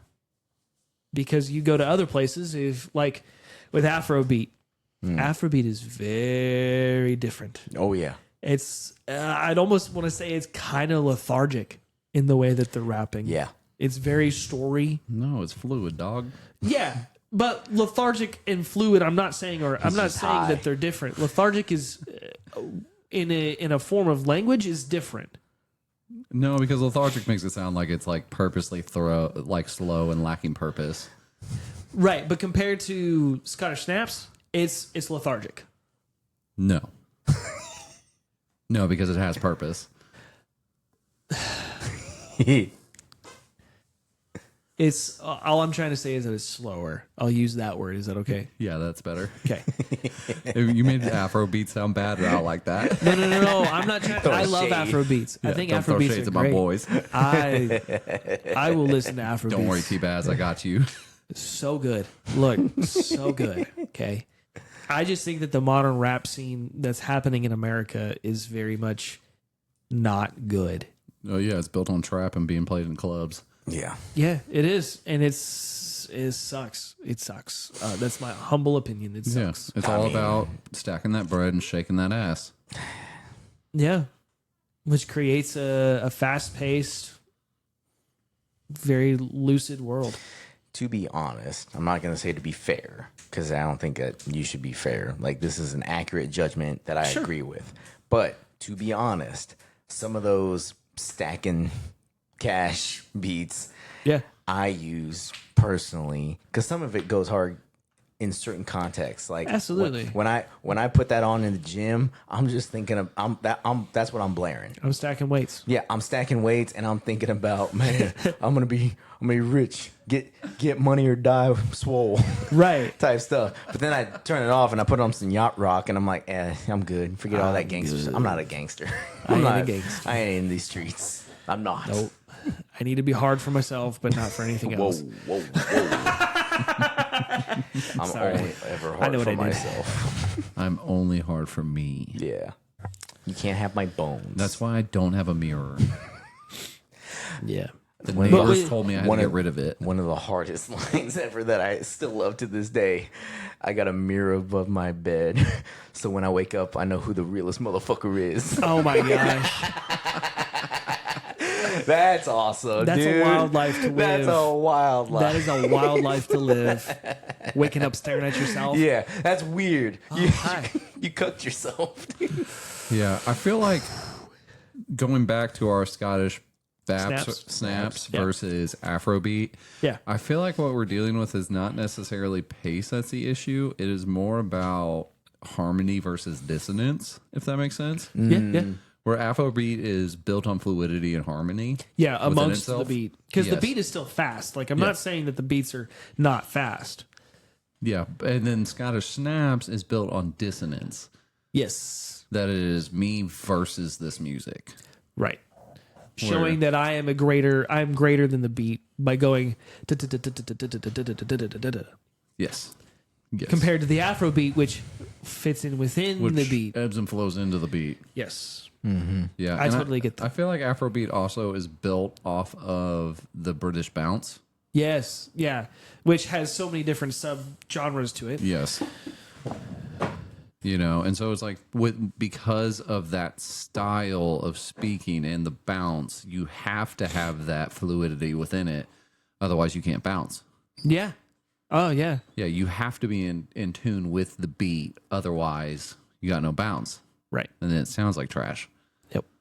Yep. There's a guy that I've seen on YouTube where he'll break down certain flows, rap flows, and he has broken down a couple of them to where there are some rappers out there that I don't remember their names because it's been a while since I've seen these videos, but he'll notice that they'll go from a Scottish snap style to a Afrobeat style to a very fast 30-second note style to breaking up to where some of the stuff that the one guy that I can think of that does this a lot is Kendrick Lamar. He's very good about being able to break up his flow to either match the beat, to flow with the beat, or to be in dissonance with the beat, which is such a creative way to to get your point across. Because I feel like that's kind of the point of rap, is you're getting some point across. I don't feel like that's the same thing with normal vocal singing music. There is a story that may be involved or an experience or something like that. But man, just the way that some of these people are able to rap is very impressive and it's unique. And we were saying this earlier. It's just interesting seeing how music used to be a reflection of society, right? Yeah. And in the same way, we've got such a contradictory when it comes to movies. There are certain movies that are coming out that are doing the opposite. Because I feel like music and movie does the same thing. It's supposed to reflect what the culture is about. Yeah. What's going on in the culture. And it seems as though movies, some of the big name movies that we have talked about before, like Wes Anderson movies or even some of the horror movies that y'all have brought up, they don't reflect the culture. Right. They are creating a culture. Sure. Because So, Wes Anderson has this very square, perfect shot every time. Right. so with that transition, we've talked about ears to hear, eyes to see. Tony, what you been watching? Yeah. I watched the new Wes Anderson movie. Okay, what Last are your weekend. thoughts? No spoilers? No spoilers. So, fine. Asteroid City, we talked about at work before last weekend, Yep. and how my assessment, because I love Wes Anderson, Yep. a big fan of everything. I felt like Asteroid City was him trying too hard to be Wes Anderson. Right. He had accidentally watched a movie. Yeah, and then tried too hard to be himself. Right. I felt like the Phoenician Scheme was him trying to scale back on himself because he brought in Roman Coppola, who was a producer. And so he tried to kind of reinvent the Wes Anderson style. So it was still Wes Anderson, but with a Coppola spin on it of there was other stuff going on, other angles, and Interesting. it affected the story. I'm not giving anything away, Yeah. but it was good. It was still Wes Anderson. Yeah. The story was quirky, fluid. You could follow. There were ups and downs, and it was funny and great everything. Okay. The diagonal that I had at the end of the movie, it was basically a Wes Anderson version of There Will Be Blood. And if you haven't seen that movie, Oh, wow. yeah. Wow. Yeah. Yes. That's intriguing. Did you see 'Cause it? I love There Will Be Blood. I think we're going to see it on Monday. Okay, I thought you were seeing it this week. Yeah, this coming week. Yeah. Yeah, things kind of got changed around. Right. But that at the end of that movie, I was like, holy cow, that was his version of There Will Be Blood. It wasn't the That's same cool. story, but it had the same ending. It had the same vibe. The same Okay. vibe. Yeah. Okay, And okay. so I liked it. If you're gonna start out watching Wes Anderson, you can't watch The Phoenician Scheme just out of the blue as a civilian. You won't get it. It was for you had to have followed Wes Anderson. You have to be a fanboy and watch that movie to understand. And That I makes me appreciated happy. that made me happy because makes I me was very watching it with happy. people who had no idea. And so that's- one person liked it, kind of weird, Yeah. but understood the gist, and the other person was just like, "Bro, I don't know what the fuck is going on. Like, this is weird. Like, what the hell did I just watch?" But Were they really bothered by Michael Cera's character? no, I actually liked Michael Cera in that one. Oh, he looked fantastic. He Dude. did look fantastic from the preview. I haven't liked Michael Cera ever, but I liked him in this. He Okay. did good. And it wasn't because he had great acting chops, which I think he does have in certain ways. He hasn't been in roles that have really shown his talent. Sure. But he did a good job in this. Yeah. There's a flip moment, and Okay. it's good. It's really good. Good.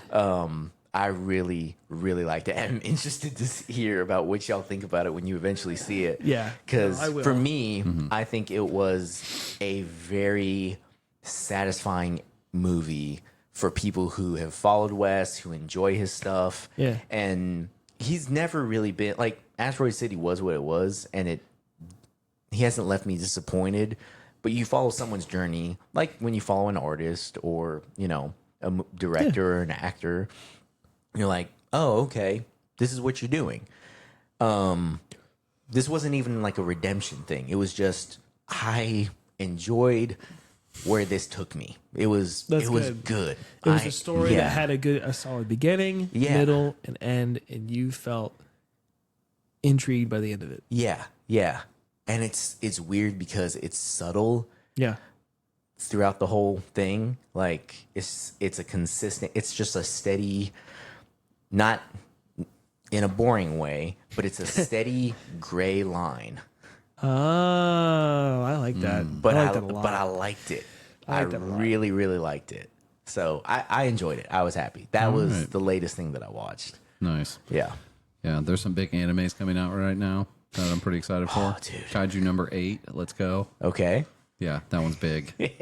Season I need 2. to get the list for this weekend from you. Yeah, I'll need to look. I'll look tonight and send you at least 1 or 2. Yeah. Yeah, Kaiju number 8. That's a big one happening this season. Okay. Also been while he was recovering and I was stuck at home with a little sleep. I did check out some VTubers. Shout out to Raul Pantera, our Italian Panther. Yeah, if you're yes, don't break at the pasta. Please. Yeah. Shout out to your grandma. Yeah, Shout we- out to Nonna. Yeah, we checked out one of her streams because she does a lot of drawing streams, and that was just enjoyable. And talented. Mm. Yes, highly talented at the drawing. She would disagree, but that's fine. So yeah, that's kind of what I've been watching. Ethan, you watch anything other than The Office? I finished The Office round Oh, yes. Let's go. 6. Was it 6? Maybe 7. I don't remember. Dude, I don't Finished it know. up, and I tried to start Community again. I watched 1 episode last weekend or whatever, and I haven't watched any shows since. I haven't. I've been watching a lot of the Tour de France. Let's be real. Yeah. Yeah, that's what you've been watching. Let's go.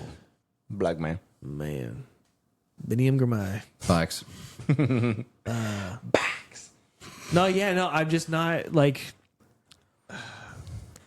weird journey, right? Sometimes when I watch a show, I'm watching it on my phone because it's just easier that way. I'm trying to, I got 20 minutes here. Okay, I'll watch an episode on my phone, whatever, yada, yada. I have been working on trying to change that relationship with my phone to where I'm not watching as much because I'm trying to be a little bit more intentional at home and things like that. So, like, I haven't even sat down and really turn on the TV to watch a show. Nice. And we were watching Doctor Who for a while. The wife really likes that. I like it too. I think it's really good. It's one of the. I feel like it's one of the oldest TV shows. I know that there's probably it some like others, really is though. but Who's your favorite Doctor Who? Yeah, what number Doctor you like? It's probably number 4. He likes the scarf. so I do like the scarf. It's always the scarf. Scarf is awesome. I don't think I have a really good. What was that doctor? Probably like number 10 too. Was it Eccleston? Chris Eccleston, his doctor. Is I he think number that's 9? Doctor number 9. That makes sense. Because it's not Tennant. It's not David Tennant, and Yeah, it's that's not number 10. and it's not Matthew. Yeah, that's number 11. So I really like Chris.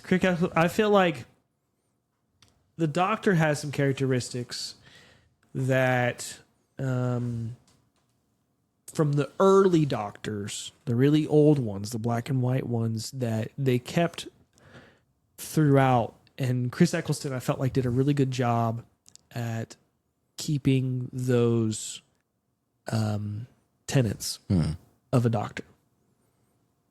And we're in the first David Tennant era, and he seems a little bit more chaotic of a Doctor. We haven't gotten to Matthew yet, and then I guess Tennant again, right? No, then Peter Capaldi. Okay. Well, either way, I don't think Tennant has 2 tenures. I think he only has the 1. I thought he had 2, but I could be wrong. Either way, someone will correct me. I think he comes back for like Maybe it's a Matthew special? Smith passing off That's right. Peter That's the hat Capaldi thing. to Peter Capaldi, Yeah. and then the Doctor becomes a woman, and now he's a gay black man. Yeah, with a squirt. Eesh. Yeah, it makes sense for Doctor Who. They've had a lot of backlash about it though. I mean, I think the next Doctor will be different. did you see the tweet about the new Harry Potter? No. Oh, didn't they try to cast the wrong people?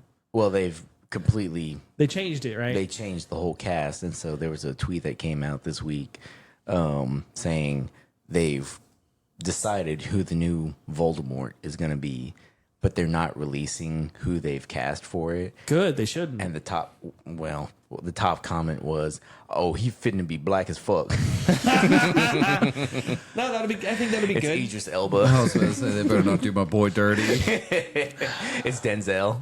Oh, no. He would do a terrible Voldemort. Okay, Harry. Okay. All right. See Samuel L. what you do. Jackson. Motherfucker, you got lightning on your head. No, he needs an obscure person to be Voldemort. Somebody who would who's supposed to be who. No. Bill Skarsgård. I mean, that's one of my favorite nepotism cases is the Skarsgård family. I love that family and what they've done.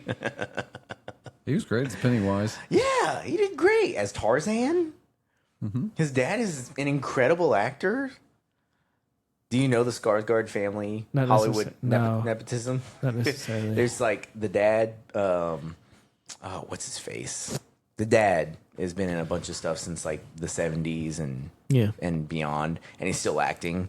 He was in the new Dune. He was the villain. Okay. But he's got that's a movie that I got to go watch, but I feel like I need to read first. Yeah, it's a good read and then watch the movie transition. But his three sons are all actors and they've been in everything. Yeah. And they've all been great. You can be upset at nepotism all you want, Sure. but they always do good. One was Pennywise and Tarzan and all bunch of different stuff. They're very versatile and flexible as actors. They can actually act, and then they're good at just stand-in roles, jump off this building and be an action star type deal. Sure. But they're good. They can find characters and dialogue. They've got great range. That's good. It's fun. I feel like that's missing in a lot of actors and actresses. Yeah, that's what made storytelling great. Yeah, You know? I mean that's the thing I guess Having about. cocaine. Yeah. Bring guess- that back. I guess that's the thing about movies. To go back on the same topic with music is movies don't seem to. I remember the conversation didn't we talk about early movies, right? Yeah. Mm-hmm. So the early movies, it felt like they were talking about the culture, Right. something that was going on in the world. You had war movies. You had, whenever the first movies came out, they were black and white. They were supposed to be funny. They were supposed to be drawing somebody out of your current situation, Right. and pull them into something else. Yep. And I don't know. It just seems like sometimes I feel like the culture today has this mentality of it's always looking to get out. Mm-hmm. And some of the movies are reflecting that by being the opposite, Yeah. where they're making it too real. It seems reality. Yeah. It is a great example. That could happen. Yeah. That is a reality that could happen. For sure. And then and documentaries seem to be bigger than they used to be. Mm-hmm. Because that's what people go to for reality. People go to movies for an escape. Yep. Yeah. It's interesting to me. One thing that I really enjoy, I've always enjoyed doing this, but I got to do it recently because even more than showing people movies that I love, I love showing people music. When we vibe and they're like, oh, check out this thing that I've enjoyed. Yeah. And I show it to people for the first time. Movies is a whole other level. Watch No Country for Old Men and be like, what the hell? How have I been missing this? Yeah, exactly. Because I still haven't seen that one either.